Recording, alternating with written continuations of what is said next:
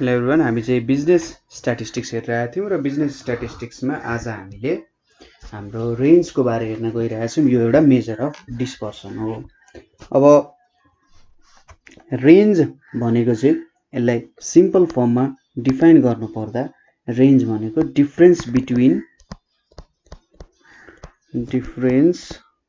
Between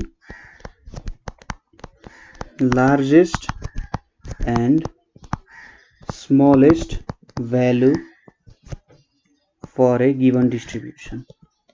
ठीक छ, कुनै पनि डिस्ट्रिब्युसनमा जुन चाहिँ लार्जेस्ट भ्यालु छ र जुन चाहिँ स्मलेस्ट भ्यालु छ तिनीहरूको डिफरेन्सलाई चाहिँ के भन्छ त रेन्ज भनेर भनिन्छ। सो रेन्ज आर ले डिनोट गरिन्छ, त्यसले जस्तो R is equals to L minus S भनेर लेखिन्छ। ठीक छ, यसले हामीलाई रेन्ज दिन्छ। यो चाहिँ हाम्रो एउटा एब्सोल्युट मेजर अफ डिस्पर्सन हो हैन, यसले हामीले एब्सोल्युट मेजरमेन्ट दिन्छ। त्यसै गरी रिलेटिभ मेजरमेन्ट अफ डिस्पर्सनको लागि हामीले के क्याल्कुलेट गर्छौं त कोफिसिएन्ट अफ रेन्ज भनेर क्याल्कुलेट गर्छौं। कोफिसिएन्ट अफ रेन्ज भनेको L minus S divided by L plus S भनेर डिफाइन गर्छौं।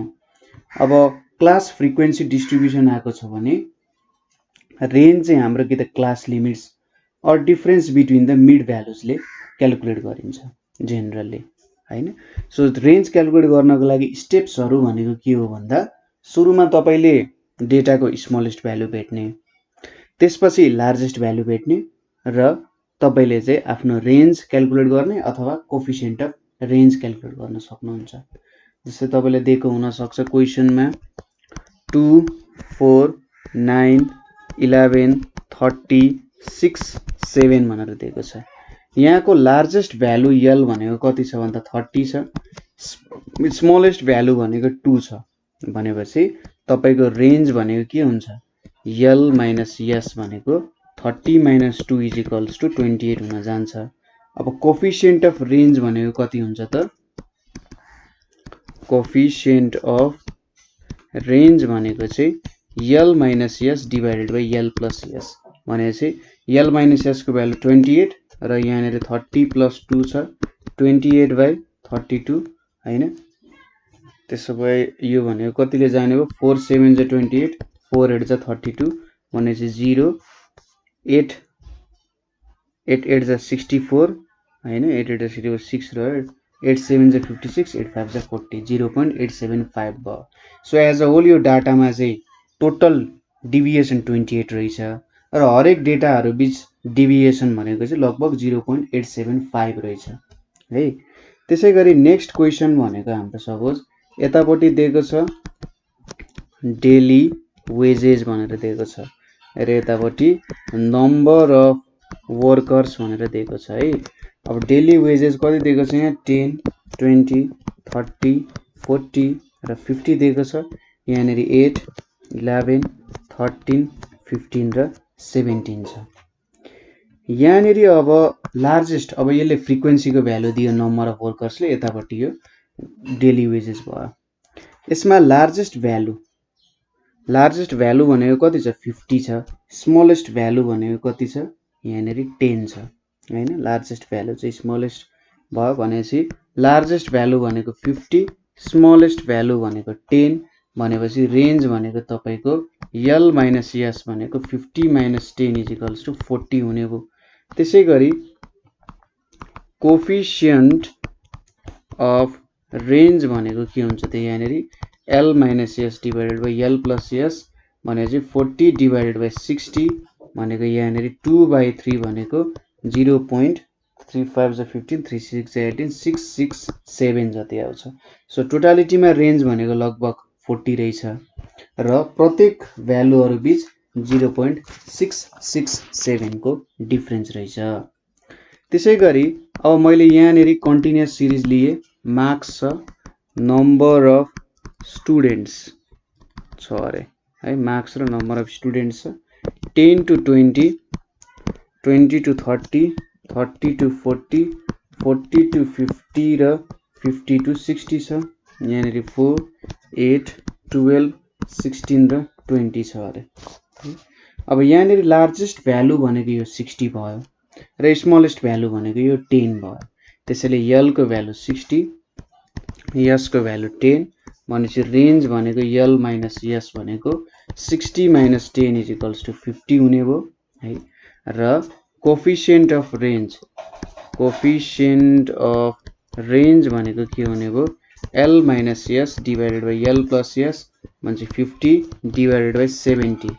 5/7 भनेको कति हुने भयो 0.77 जा 49, 7 1 जा 7, 7 4 जा 28, 7 2 जा 14, 7 9 जा 56, 0.71429 भयो। यो चाहिँ हाम्रो कोफिसिएन्ट अफ रेन्ज भयो। अब यसको मेरिट्सहरु के छ त रेन्जको मेरिट्सहरु के छ भन्दा it is easy to calculate and understand हैन। हेर्नुस् त क्याल्कुलेसन गर्न र बुझ्नको लागि कति सजिलो भयो यो। एकदम सबैतिर एउटै खालको फर्मुला युज भएको कारण यसलाई बुझ्न र क्याल्कुलेसन गर्नको लागि एकदमै सजिलो हुने रहेछ। त्यसैगरी अर्को मेरिट भनेको इट्स रिजिडली डिफाइन्ड हैन, रिजिडली डिफाइन्ड। सबैले अब एउटै खालको फर्मुला युज गर्छ, त्यही भएर भ्यालुजहरु पनि एउटै प्रकारको भेट्छ है फर्मुला भएको कारण। र अर्को भनेको इट्स कम्प्युटेसन इज भेरी फास्ट। ठीक छ, यसको कम्प्युटेसन जुन छ कम्प्युटेसन इज भेरी फास्ट हैन, एकदम सजिलो तरिकाले थोरै समयमा धेरै क्याल्कुलेसन गर्न सकिन्छ। अब यसको केही डिमेरिट्सहरु पनि छन्। डिमेरिट्सहरु भनेको के हो it is not based on all observations, it's not based on all observation, सबै अब्जर्भेसन्सहरुमा बेस्ड छैन, लार्जेस्ट र स्मलेस्ट भ्यालुमा मात्रै बेस्ड छ। त्यसैगरी range is affected by fluctuation of sampling. यो चाहिँ स्याम्पलिङको फ्लक्चुएसन्सले एफेक्ट गरिरहेको हुन्छ हैन। जस्तै तपाईको भ्यालु के थियो 1 2 3 थियो अरे, ल तीनटा भ्यालु चुज गर्यौं भने यति बेला रेन्ज भनेको के हुन्छ त 3 - 1 भनेको 2 हुन्छ। तर सपोज अब तपाईले यहाँनेरि 4 बनाउनु भयो, यहाँनेरि 1 बनाउनु नै जस्तोको त्यस्तै छ भने यो 4 - 2 1 = 3 हुन्छ। त्यसैले यो चाहिँ स्याम्पलिङको कारण असरमा पर्छ। त्यसैगरी it cannot be used in open ended, it cannot be used in open ended observations. अब ओपन इन्डेड अब्जर्भेसन्स भनेको जस्तै तपाईले एउटा कन्टिन्युअस क्लास लिनुस्, मार्क्स भयो, नम्बर अफ स्टुडेन्ट्स भयो हैन। जस्तै मार्क्समा तपाईले बिलो 10 भनेर लेख्नु भयो, यहाँ यतापटि 10 to 20 छ, यतापटि 20 to 30 छ, यहाँनेरि 30 to 40 छ। अब लार्जेस्ट भ्यालु त भेट्नु भयो, तर यहाँनेरि स्मलेस्ट भ्यालु आएन नि हैन, भनेपछि ओपन इन्डेड अब्जर्भेसन्समा काम गरेन। त्यसैगरी यहाँनेरि तपाईले बिलो 10 को साटो हैन, बिलो 10 को साटो यहाँनेरि 0 to 10 भनेर लेख्नु भयो, यहाँनेरि चाहिँ बिलो 40 भनेर लेख्नु भयो हैन, अथवा यहाँनेरि एबभ 30 भनेर लेख्नु भयो। एबभ 30 लेख्नु भयो, फ्रिक्वेन्सी जे होस्। जस्तै यसको स्मलेस्ट भ्यालु त 0 भयो, तर लार्जेस्ट भ्यालु त भेटिएन नि, भनेपछि काम नदिने रहेछ। ठीक छ, सो हाम्रो ओपन इन्डेड अब्जर्भेसन्सहरुमा रेन्जको काम नहुने भयो। त्यसैगरी अब युजेज अफ रेन्ज भनेको के छ त, रेन्ज कहाँ काम दिन्छ भन्दा पहिलो त क्वालिटी कन्ट्रोलमा काम दिने भयो, क्वालिटी कन्ट्रोलमा आउने भयो। र यसको कारण चाहिँ हामीले क्वालिटीमा कन्ट्रोल ल्याउने भयौं। हामीले यसलेबाट टेन्टेटिभली कति डिस्पर्सन हुँदो रहेछ, विभिन्न सामानहरु प्रोडक्सन गरिरहेछ कुनै इन्डस्ट्रीले भने, अथवा स्टुडेन्ट्सहरुको परफर्मेन्स हेर्दै जाने हो भने त्यहाँनेरि हामीले फ्लक्चुएसन्स धेरै देख्यौं भने हैन, कोफिसिएन्ट अफ रेन्ज क्याल्कुलेसन गर्छौं, रेन्ज क्याल्कुलेसन गर्दा धेरै फ्लक्चुएसन्स देख्यौं भने यहाँनेरि धेरै फ्लक्चुएसन्स रहेछ, यहाँनेरि हामीले क्वालिटीमा केही चेन्जेस ल्याउनु पर्ने हुन्छ, अथवा प्रोडक्सनको तरिकामा चेन्ज ल्याएर क्वालिटीमा चेन्ज ल्याउनु पर्ने हुन्छ भन्ने कुरामा आउँछ।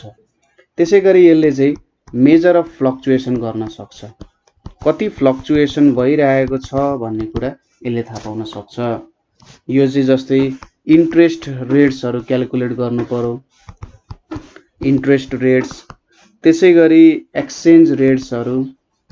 ठीक छ, इन्ट्रेस्ट रेट्स, एक्सचेन्ज रेट्सहरु क्याल्कुलेसन गर्नु पर्यो, शेयर प्राइसहरु क्याल्कुलेट गर्नु पर्यो। ठीक छ, शेयर प्राइस र अरु केही स्ट्याटिस्टिकल इन्फर्मेसनहरु हुन सक्छ। त्यस्तो कुरा क्याल्कुलेसन गर्नु पर्यो भने रेन्ज चाहिँ युटिलाइज हुँदो रहेछ। सो मेन कुराहरु रेन्ज भनेको यही हो, एकदम सजिलो छ क्याल्कुलेसन गर्न, गाह्रो भन्ने केही पनि छैन है।